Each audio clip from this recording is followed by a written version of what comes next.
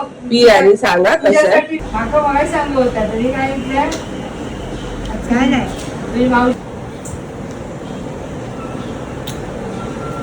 अच्छा आहे, अच्छा आहे. चला तर मग बनवूया. तर हे आहे गोंद कतिरा, जे गरमीमध्ये वापरलं जातं. तर ह्याला आधी थोड्या वेळ पाण्यात भिजत घालायचं असतं. सोबतच मी इथे सब्जा भिजत घातलाय. आता ह्याला आपण अर्धा तास ठेवून देऊया. तर इकडे मी द्राक्ष घेतलेत आणि सोबतच पुदिना.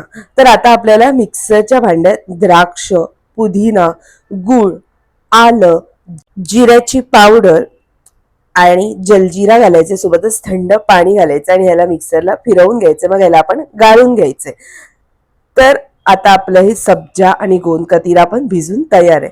तर आता आपण जो सरबत तयार केलाय, तर सगळ्यात आधी गोंद कतिरा, मग त्याच्यावरती थोडासा सब्जा, थोडेसे द्राक्ष, थोडंसं जलजिरा आणि हे द्राक्षाचं सरबत अप्रतिम लागतं. उन्हाळ्यात तर एक नंबर आहे. याच्यामध्ये आपल्याला हवं असेल आपण बर्फही घालू शकतो. चला आता दुसरा बनूया. तर माझ्याकडे कलिंगड पण होतं, तर आता आपण कलिंगडाचं सरबत बनूया.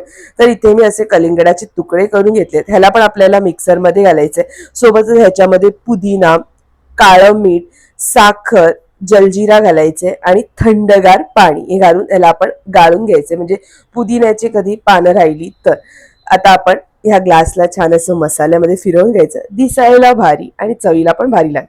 मग गोंद कतिरा, सब्जा, थोडेसे कलिंगडाचे तुकडे आणि जो आपण ज्यूस केलाय तो, आणि तयार झालं आपलं कलिंगडाचं सरबत. वरून मी ते थोडंसं सब्जा आणि कलिंगडाचे तुकडे घातलेत. अप्रतिम लागतं. तर उन्हाळ्यामध्ये पण तुम्ही असं मस्त थंडगार फळांचं सरबत नक्की करून बघा. आणि हा रेसिपी कशी वाटली हे कॉमेंट करून नक्की सांगा. आवडली असेल तर चॅनलला लाईक, शेअर अँड सबस्क्राईब. भेटूया अशाच एका नवीन रेसिपी सोबत.